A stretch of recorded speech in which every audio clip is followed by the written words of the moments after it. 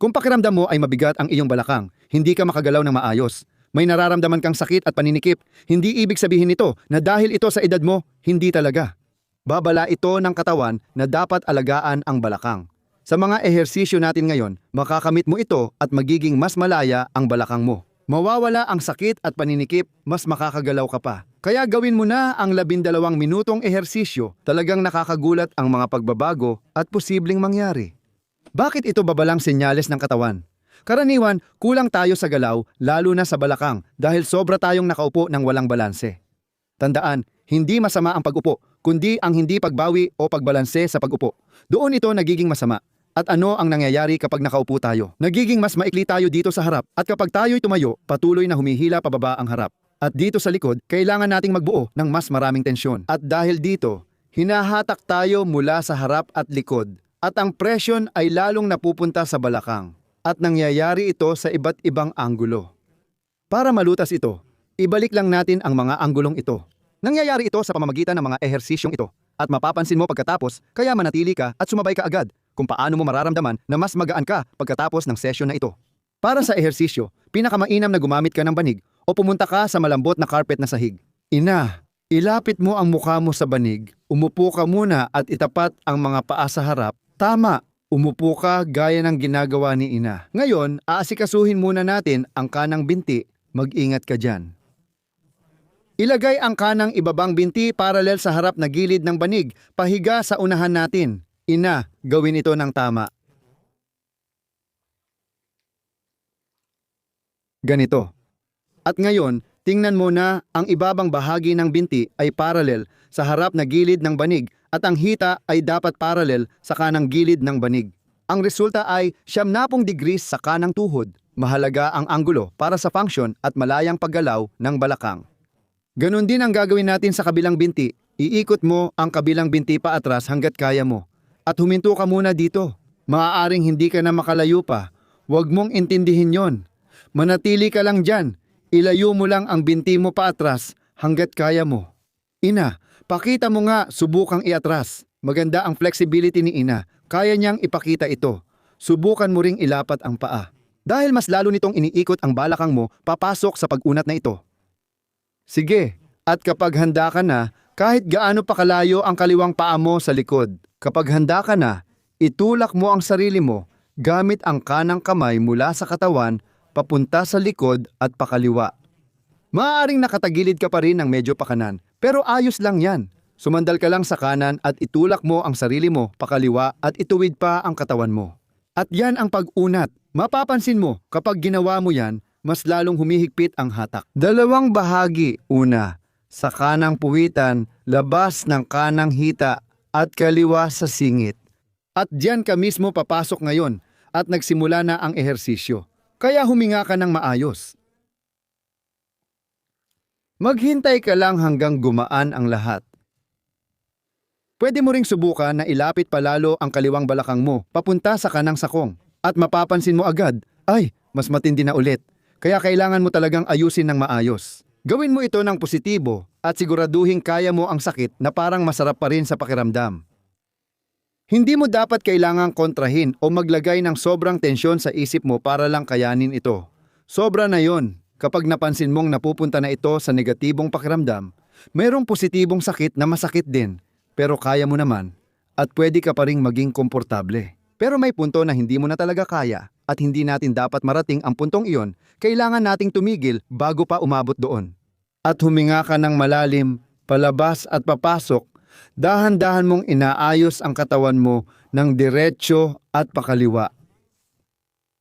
At ngayon, idiin mo ang kanang paa mo sa banig at ang kaliwang tuhod mo rin, idiin mo ng mabuti sa banig.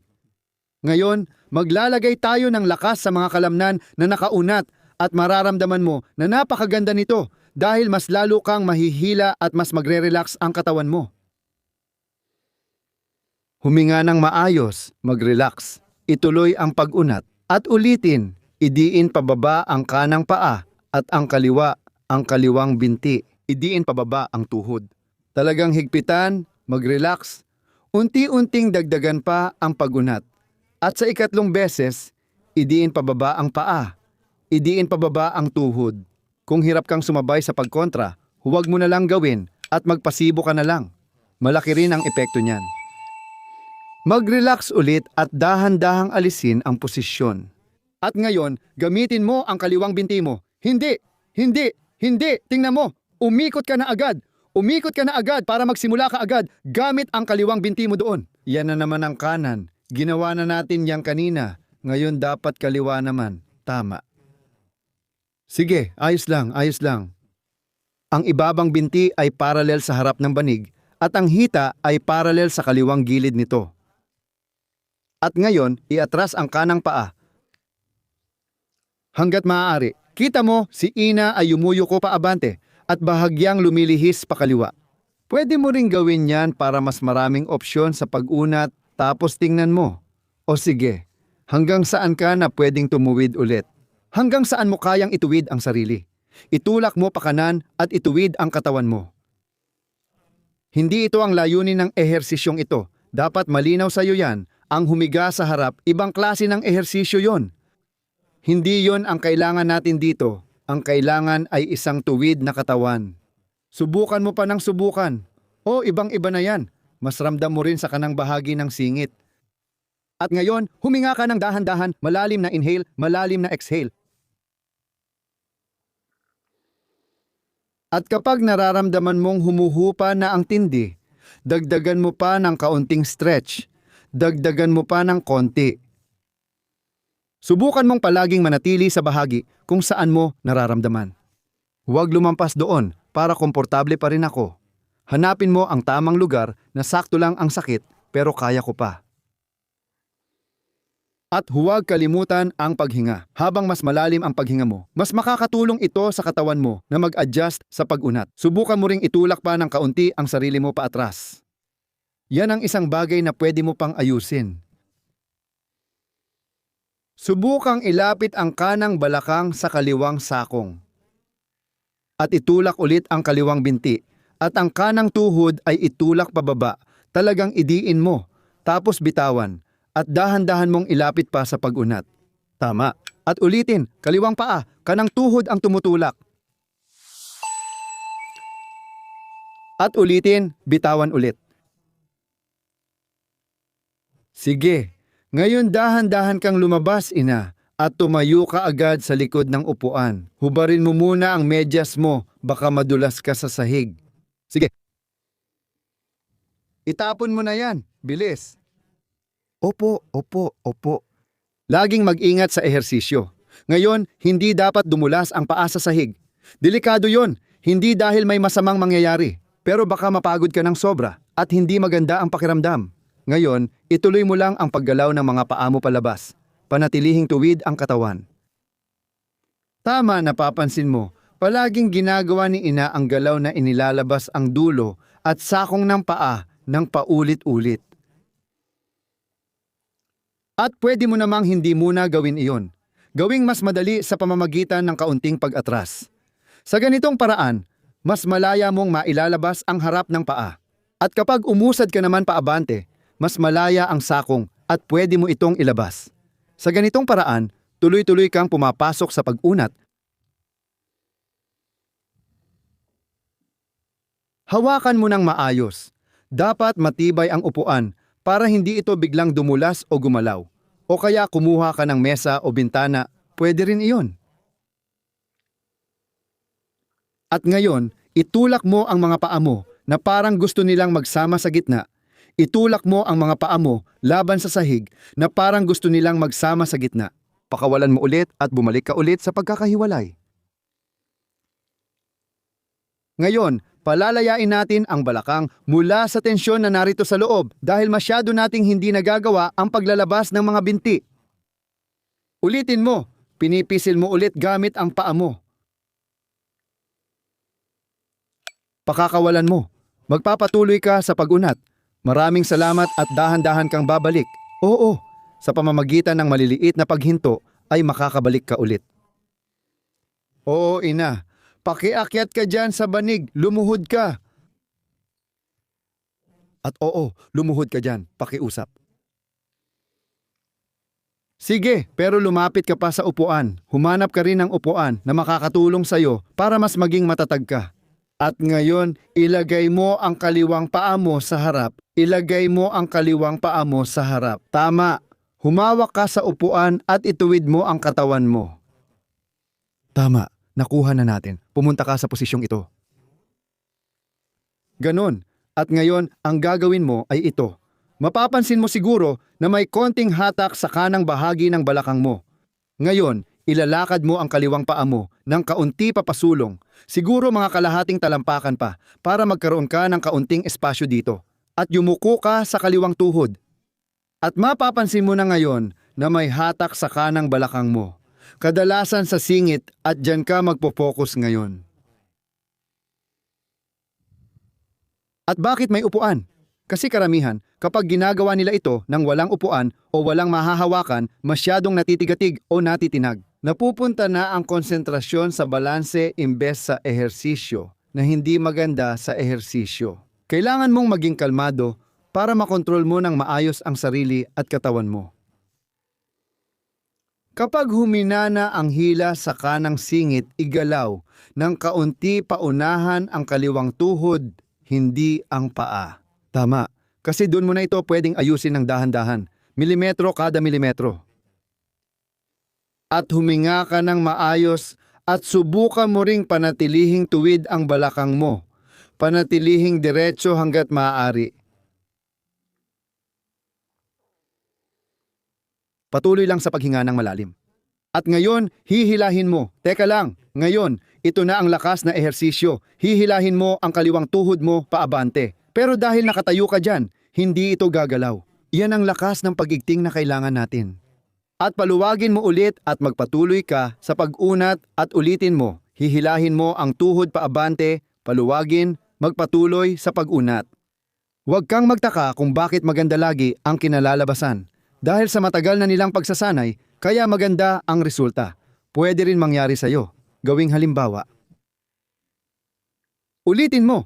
Hilahin ang binti paabante, paluwagin ang tuhod at magpatuloy ng kaunti pa. Tama, dahan-dahan ka nang lumabas at gumalaw. Ina, pakiikot ka rin. Gagawin natin ito sa kabila. Salamat. Tama.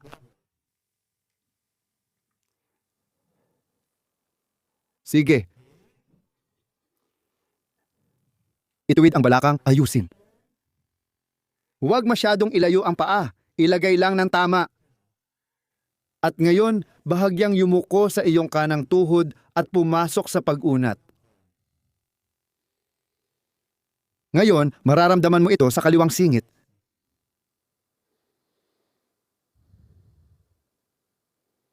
Huminga ng malalim at sa bawat palabas, subukang palalimin pa.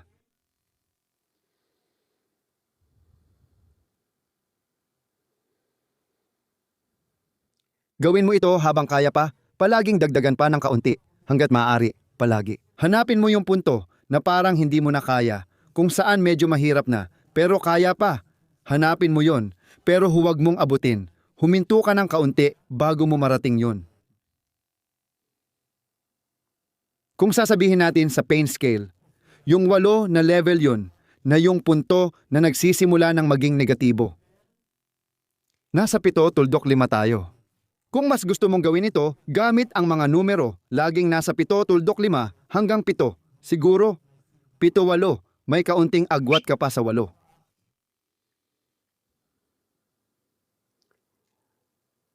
At habang bumibigay ito, dahan-dahan kang pumasok pa ng kaunti, malalim na paghinga, at tuwing humihinga ka palabas, pumasok ka pa ng kaunti.